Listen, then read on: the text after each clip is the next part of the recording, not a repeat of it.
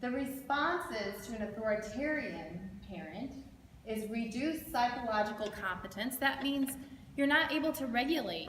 You're not able to regulate your anxiety and your fear response. You don't have good coping skills. Inhibited achievement in school or the department. Struggles with mental well-being and depression. Inability to adapt achievement strategies into adulthood. So they're kind of lost when they get into adulthood. Or they're lost, right? Unless you're telling them every little thing to do, then they are lost. You're not developing autonomy in your subordinates. Higher levels of failure expectations. So they think they're going to fail. And this will come in key later when I talk about the challenge versus threat appraisal. You're more likely to develop PTSD if you see incidents, traumatic incidents, as a threat. And you can train to see them more as challenges, which we're going to talk about later. Okay? So if you have this sort of authoritarian leadership style, your subordinates are more likely to go into incidents thinking about failure.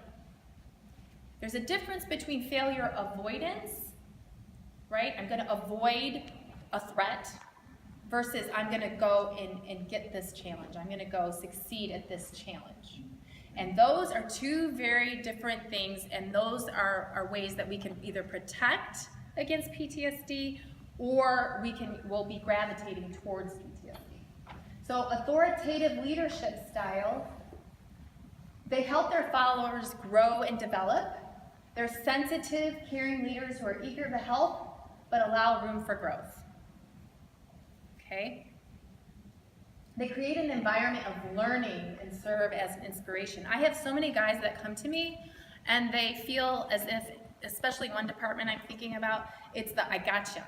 Every training they're looking for some reason to get rid of somebody, right? It's not a learning atmosphere. It's not a let's learn from our mistakes. We're just going through this drill in order to learn to improve. It's you don't know your stuff and you can't do this job, okay? There's a difference.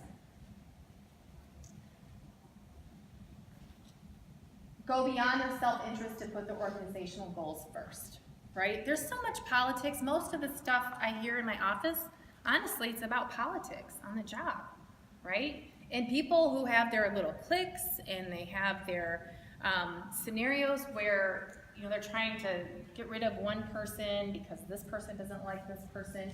So putting your interest out, your political gains aside, that's not what a good parent does, right? A good parent looks out for all of his children. Personal, so a good leader, authoritative leadership style, they're personable. They're trying to understand their subordinates, they're trying to get to know them, their families, and they're really trying to make an authentic relationship. I'm going to get into a little bit later the differences between relationships. Just having people, what we call structural relationships, that's not good enough. That's like that difference between, you know a lot of people but very few friends, that kind of thing. So you have all this stuff in place that's supposed to be helpful, supposed to be social support. You have CISD, you have a chaplain, you have this, you have that, you have your wife, but that's not necessarily functional. Functional support is, do you feel understood and connected by your social support? And that's the goal, not just to say, hey, we'll call CISD, we'll call the chaplain. It's, do you feel understood, cared for?